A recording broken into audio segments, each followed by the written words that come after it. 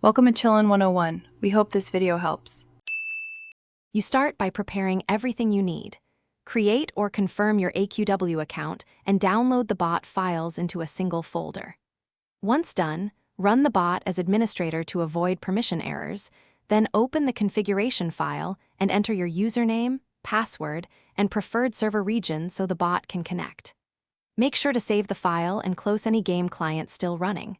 Next, launch the bot and watch for a successful login message before proceeding to script setup and mapping.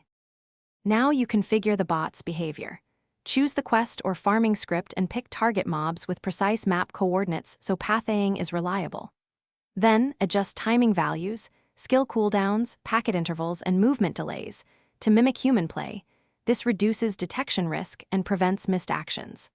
Once set, enable logging so you can review outcomes and activate anti-kick or safe area rotation to avoid prolonged inactivity. Test these settings in a low-risk zone to confirm smooth. Begin the automated run and watch the first 10 minutes closely.